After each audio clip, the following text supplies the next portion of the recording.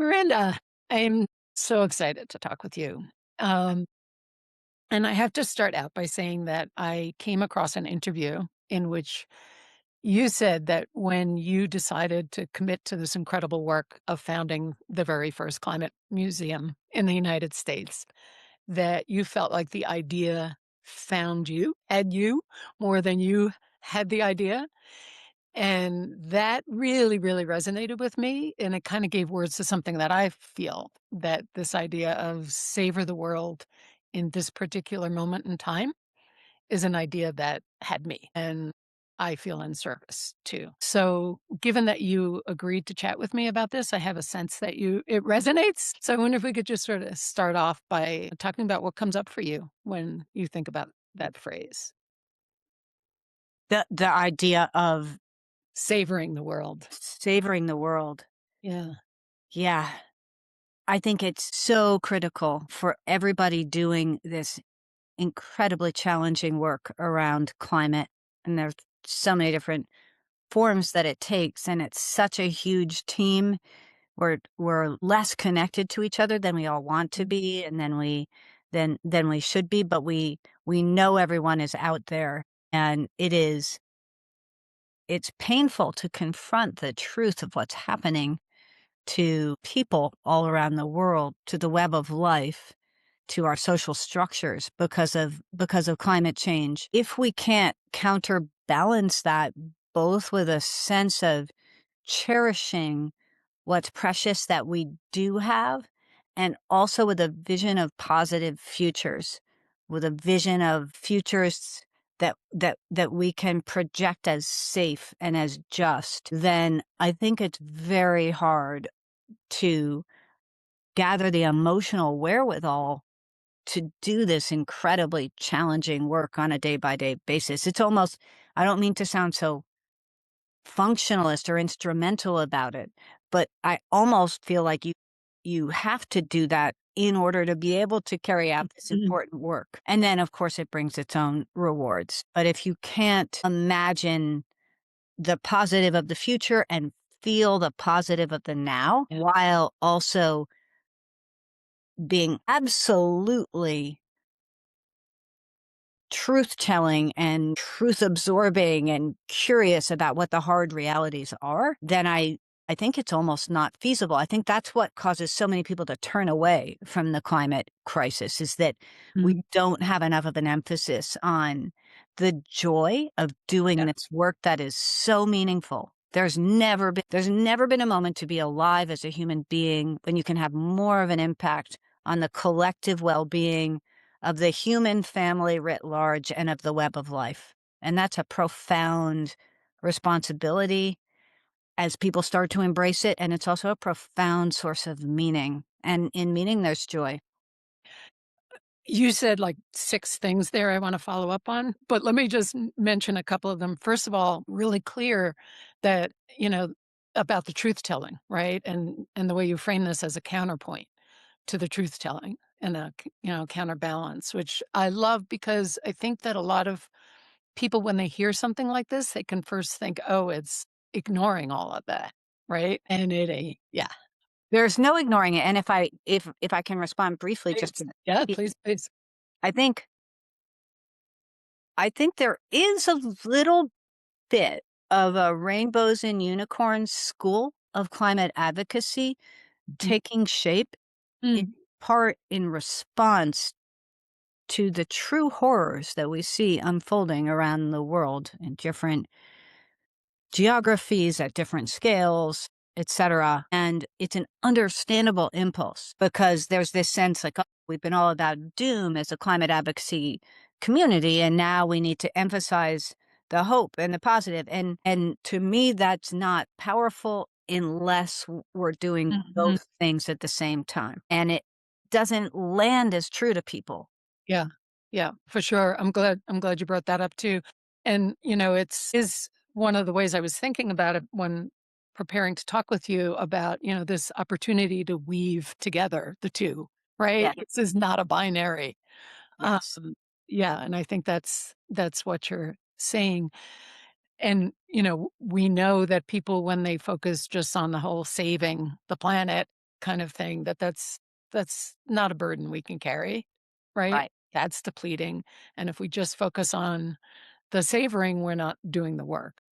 What is interesting to me is that there is the research that says when we do focus on the good, it actually does grow our capacity to do that work. 100%. And you can see that in tiny ways, like in the way that a meeting will change and Mm, become more productive because emotions are so contagious among humans. When somebody makes a positive intervention that raises a solution or raises a pathway forward that hasn't been under discussion up to that point, the entire tone of a meeting can change and the meeting can actually get much more done because of that. And that doesn't mean you're ignoring what the problem is, quite the contrary. You're trying to think about different ways of, when I say problem here, I don't mean climate change. I mean the specific problem at issue in the meeting. So I think recognizing that these things coexist is something that's really hard for us to do, mhm, and I don't think maybe no one individual ever gets there 100% of the time, at 100% of the it's not even a balance, it's like they're woven together like a mhm, fabric, right? mm, Um it's very hard to hold to hold and to house both the extraordinary challenge that we face and the extraordinary joy of facing it together, recognizing all that's at stake. Um, that's the goal. And we also have to be gentle with ourselves. If on a given day we tilt more one way or the other, we see the things as not woven together. It's a massive challenge to do this, and it's important to be to everyone who's trying to do it, including ourselves. right. Are there ways that you're thinking about reflecting that in the museum? Yes, we're gonna have we think, we're in very early design stages, but, um, both a dedicated room for emotions, Mhm, essentially, mm, might be framed more as a meditation room, or it might be framed explicitly as an emotions room. We're still, again, in very, very early stages. I also think in our exhibitions to date, particularly the further along they went, the more we recognize the need to try to give people the opportunity to experience, at least briefly, an emotion from every major emotional food group that wow. humans have. And part of this is a lesson I learned from well, I was previously a trial attorney working on social justice issues, and one of the best mentors I ever had once said to me, "If you can give the jury the opportunity to experience at least once every major human emotion, and that could be anger, joy, grief, love, nostalgia, gladness, and it's gonna be a slightly different list for different situations, but if you give create space for people to have that feeling and to understand that it is seen by you as an institution, in this case, as the museum, or by you, Lisa, as an author, that people understand that all of these emotions are valid and they deserve space and air, then that's when you really have people's attention and can move forward. We're very focused on civic activation. So for us, it's very much Ian McKellen once in an interview said, to get an audience's attention, you need to grab their emotion. So that role that emotions has to have um, in any progress forward that we make together, because that progress will require people's attention, is critical. And not suppressing any part of it, not suppressing what's hard about it, not turning away in a way that's embittered, because there's a lot to be angry and bitter about in this story of 50 years and plus of deception by the industry and enabling by our elected officials and all of that. Not to, in a kind of bitter way, turn away from the possibility of joy either. If you can hold that in yourself and be conscious of creating space for it in other people across the range, not just negative and positive, but all the different kinds of components of what our emotional life consists of, then you really are meeting people where they are and helping them find their own footing and agency. I really, really love the authenticity of that, I mean, I think that when doing this work, it's so easy to focus on we have to, of manipulate the situation, right, to get people Right. here to here, and this is a pretty complicated issue. It is so complicated, and honestly, I have am blessed by having lovely nephews and nieces, and right now I have a 5-year-old and a 7-year-old, and you just can't BS people. I Mm. can't BS a 5-year-old who has a much less sophisticated model of the world than most of the people we're trying to invite into climate agency do. And they know they're being told nonsense just as much. They just aren't gonna let you know like she is, right? So, it's just I just think truthfulness and authenticity, and obviously people are gonna vary in their emotional tone, their style, all of that, but being honest about both the positive and the negative is critical. And it would be, if I can just tag a quick thing onto that, that would be true even if we weren't in an era of genuinely gobsmacking, official lying at the highest levels of our government. Because we are, it's all the more important for Mhm. the rest of us to tell the truth, even though it's sometimes gonna be complicating, even though it's sometimes gonna make our job harder. We have to be really militant about telling the whole truth. Always the case, but especially right now because we live in an era of dis and misinformation and just bold-faced, conscious lying at the highest levels. So we really need to counteract that. Such an important reminder. And on that topic of mentioning Yep. misinformation and disinformation and other things we could call it, when you and I were exchanging over email to set up this conversation, you mentioned that you tend to savor people more than nature, which Yes. I found fascinating for many reasons. On the surface, somebody could find that a little surprising. They would think somebody who's founding a climate museum would be, nature, nature, nature. But even more than that, what I was thinking about is that it's challenging in a different way to savor, to love, right? To Mhm. cherish people because they challenge us in a way nature doesn't, right?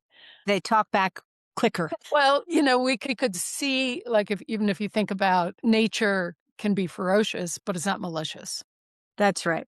right? And it right, and it's not typically an immediate response to Mhm. something that you've just done or said.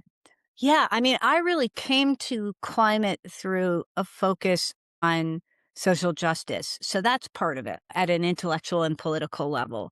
And then I also just think at a more at a pre-verbal level, let's say, at a pre-theoretical level, I am just a very deeply I'm a person who's very deeply oriented toward the interpersonal and toward my relationships, of course, my closest relationships first and foremost, but frankly, even the conversation that I can have on the street with someone asking for directions or needing money for food.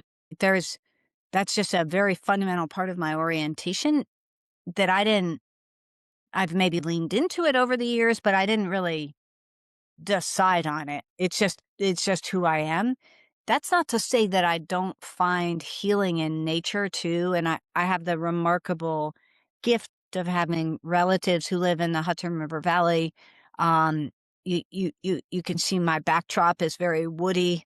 I'm speaking from a converted barn and it's surrounded by woods. So I have much I have you can of course get access to nature in the city, but I have easier access to nature on a regular basis than a lot of people who live in cities and just it's just a huge gift and a huge blessing because we don't need the studies that have been done, though they have been done, to tell us that it's healthy to be in nature.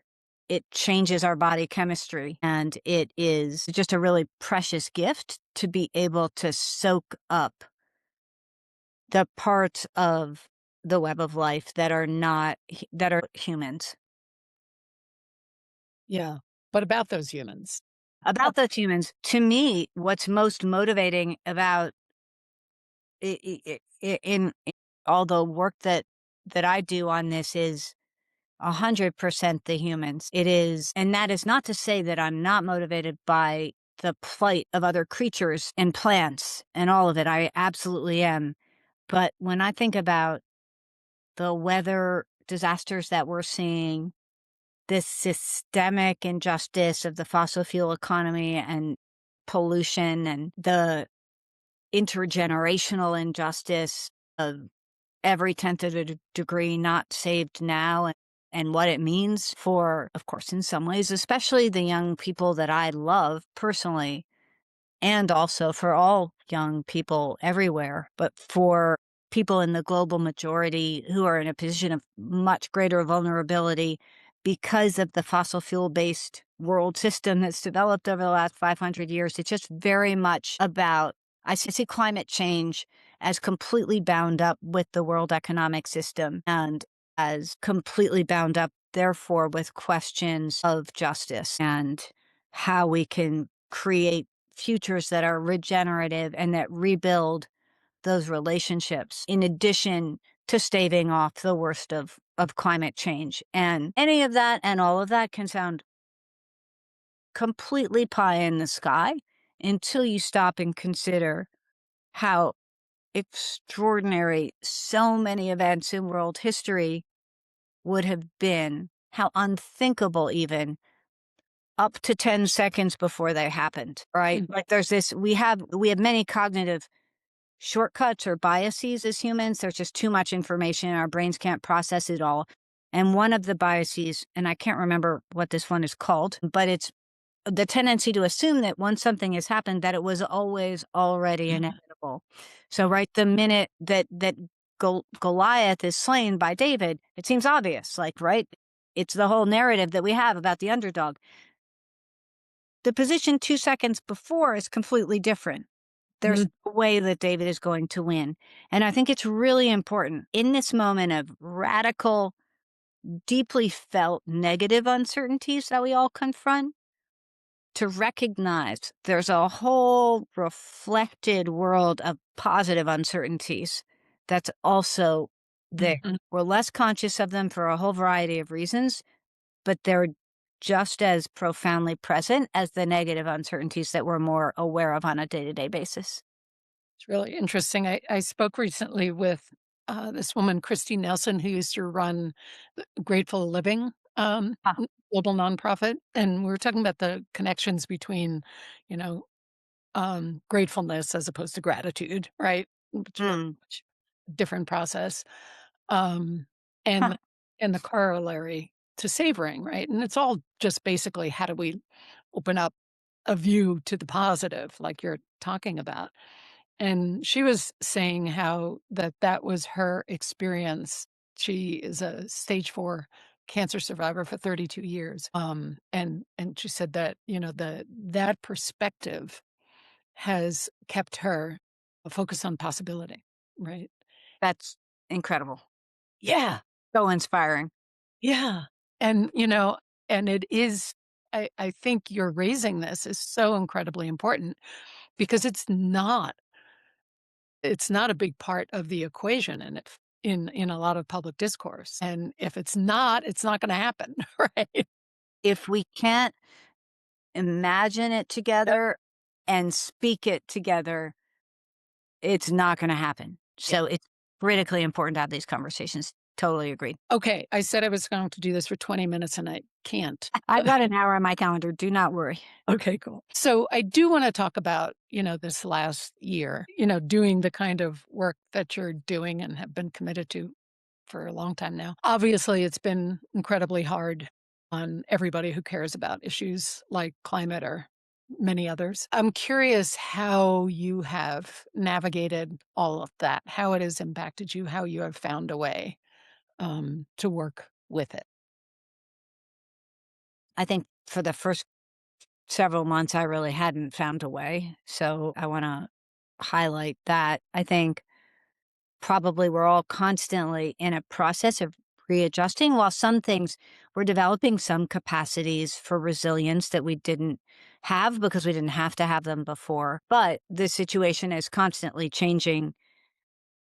I find myself noticing uh, that just it there's a kind of very fast pendulum swing with the current administration where just when it seems like it couldn't be worse, some set of things happens, often self-inflicted wounds by the administration because they're enormously incompetent in most respects, that suddenly makes it seem like there's a new sense of possibility simply in the limitation of the harm that they can inflict, and then it will swing back the other way. So I think what's important to me to try to stay focused on, and I wanna always underscore, like, I think it's really important to acknowledge that, or I'll speak for myself and say that I don't do a perfect job of this all the time, to put it very gently. I think it's very hard to do well, but to stay on, to keep a sense of balance and resilience precisely in the not knowing that we were just talking about earlier.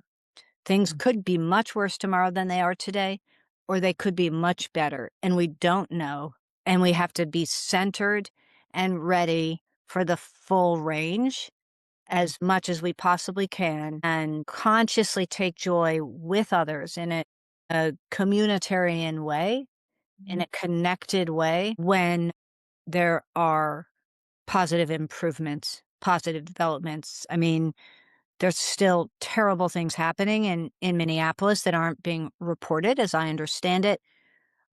But to use one example, the valorous, heroic resistance of the people of Minneapolis standing up for their neighbors and their community is something that I think has inspired many of us. And even though there's no immediate link to climate.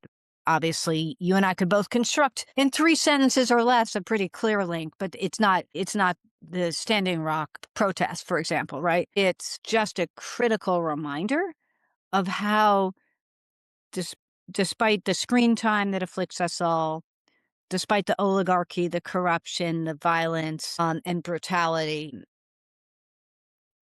w the basic the basic tissue of our society is the tissue of people in communities who care about each other. That is truly dipping into that in one way or another is what keeps me going, and that can be anything from a nice long dinner with an old friend to attending a demonstration, and protesting against the practices of ICE.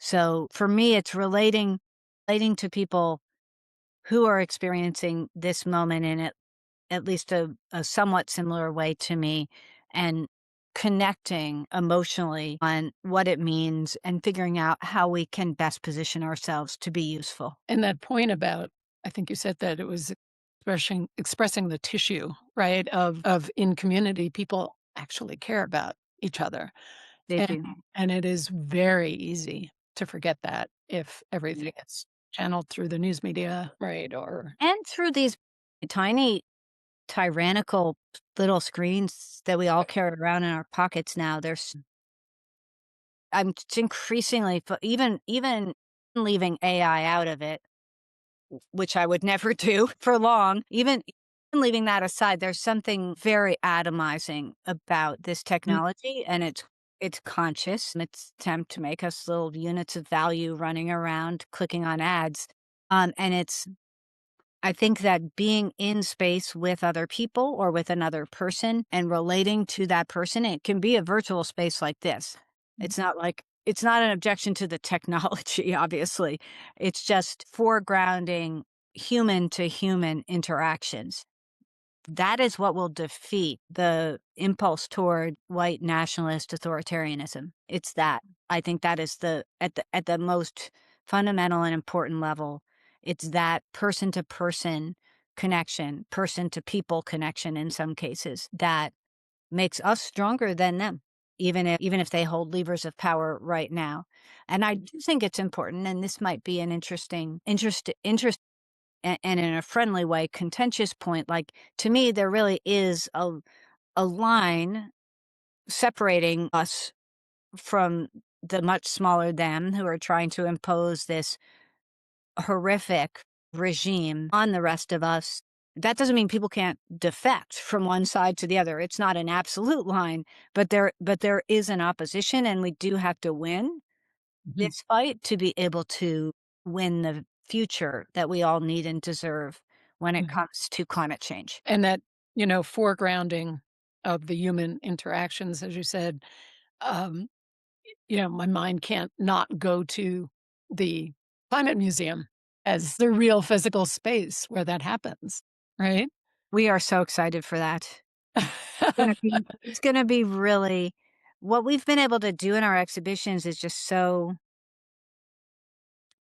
it's just magical, Lisa, to have somebody come in completely freaked out about climate, very understandably, and walk out 45 minutes later with a completely different energy, one of possibility and agency and a determination to lean in Mhm. to their own circle of trust and influence and connect with other people about it and all of that. And that is the magic that physical space and art combined to yield. It is a remarkable formula. Yeah, So I that mean, was a good idea that had you.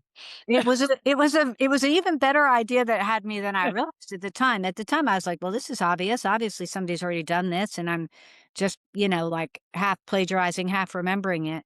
I think you know this part. I went and looked it up because I was like, "Oh, I must have read about this somewhere." Yeah. Um, but yeah, it is it's very, very, very powerful medicine. When is it opening, by the way?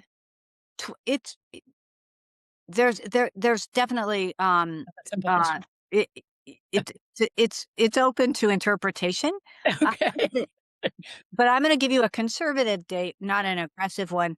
I think we will have our red ribbon moment in 2031. Okay. So that's quite a long ways out from our perspective, really from anybody's perspective. And our organizational challenge in the meantime is to get a space up for Mhm, exhibitions between now and then. We're doing a bunch of really great special programs this year, not exhibitions though. Exhibitions are really quite expensive because you have to have the right kind of space, which costs a lot, and you also then have to make something physically beautiful and lasting in it, and that is also expensive. So we have funding to do really meaningful non-exhibition programming this spring and summer, but we really need to get an exhibition space back up. mhm. Okay, sweet. Well, I mean, so 2031 for the Yes, physical space, but you have done all these exhibitions and now have the programs, but I believe it's been 12 years, 13 years since that's you right. started? 24. I walked into the first office of the Climate Museum in 2014, pretty much Wow, exactly 12 years ago, actually. It okay, was yeah. It okay. So, you know, gosh, talk about determination, right? That's just kind of remarkable commitment and staying power on your part and still seeing, the road ahead. What did you learn during that time period? I mean, given your mhm. background, clearly you know how to organize and focus and carry something through, but from this particular experience, what did you learn about staying committed to a vision and a mission that possibly is helpful for, let's face it, there are a lot of people who are distressed, right? And not sure how to keep things going or if they can keep good work going right now. What would you share from that? I think it goes back to your original question in a way. It's finding we were talking earlier about the massive challenge of climate change and our unjust political systems. Then there are this much smaller organizational challenges of moving something along through various operational and financial hurdles and brambles and all the rest of it. And I think it's really important to find ways to focus on the impact that you're having, and to savor what a gift it is to be able to play any role in helping somebody find their footing and feel like more of an agent of positive change. It is a profoundly rewarding thing, and, it can get you through a lot of, grant rejections and broken pipes and what have you. It's really keeping your eye on that privilege, because it's such a privilege to be in a position of playing any role in creating a space where people are better able to orient themselves and then move forward. It's just an Mm, incredible gift. beautifully said. And I think there are so many different ways one could relate to that, right? Like even somebody Yeah. who's working, maybe in an organization that has prioritized policy, which might seem rather daunting to move forward right now, but to know that, for other people to know that there are still good people out there and, standing up for this really vital work makes a difference. It makes a huge difference that any way we get our sense of community, it's one of the many reasons I think this book project is gonna be so important. Like, any way we have a sense of community, whether it's through knowing the people and talking to them or through knowing that they're out there doing the work, that's incredibly significant, and then recognizing the impact that your own work can have when it's well executed and that other people's work is having too. Seeing the kind of the big team Yep. and recognizing, I mean, according to the research that George Mason and Yale have done, fully 11% of US adults, and obviously the percentage will be higher if you included people under age 18, are really worried about climate, not yet talking about it at all, and really want to do something. That's Mhm. more than 40 million people. I think it's 44 million people at last count, but it's definitely more than 40 million people. Think of that. Think of what us 40 million people can do, right? Wow. Yeah. It's a lot. So I think that sense of both the people who are not yet mobilized on the one hand, and then the people who are already doing this work and we're cheering each other on. It tends to be, there are of course some exceptions, but I found it tends to be a pretty generous, not sharp elbowed and pro social community because we all realize Mhm. there's no one organization Mhm. that's good that can do this on our own. We all need each other to succeed programmatically. So I feel like there's just remarkable partnerships and collaborations that we've been able to build that have been a gift in themselves. Yeah. It's fascinating as you talk, I feel like there's all of these thought bubbles are appearing because it's it's so rich. There are so many things to reflect on from what you've said. So thank you for sharing all that. Before I let you go, I like to end with something practical, simple and practical. So, for people to help people get grounded where they're like, "Yep, into this thing of focusing on possibility and connecting and allowing full range of emotions and recognizing the collective and, all of this is good." What is there something that you do in your daily life that connects you to savoring possibility, the good that keeps it alive for you? When I won't say that I'm always doing well, but when I'm doing well, I imagine one of the millions of safe and just futures that can lie ahead Mhm, us, and I picture myself and different people I care about, sometimes people I don't know, often people I do know, in that world and what that means for mhm. all of us. Wow. It's a I think even if I mean, it there are even if you only have 10 or 15 seconds to just step back from the press of events and stresses and all of it that we all confront in so many ways, and imagine what that could be and what it would mean, like, more tangibly. And then it gives you energy to confront. It's not it you know, in this world, we cannot step away from the challenges for long, right? Like, they're gonna come knocking pretty soon after you're done with your 10 seconds, but it gives you a whole new perspective on Right. on how to tackle them. Love it. I love it. Oh my gosh, I'm so happy we had this conversation. You're I'm so happy to. amazing. Thank you so much for including me. I really appreciate it. And no, please don't hesitate if there's follow-up or anything I can do to be supportive of this great project. I'm super excited to do. So appreciate it. You're fantastic. Thank you. You too. Thank you. Take care. Bye.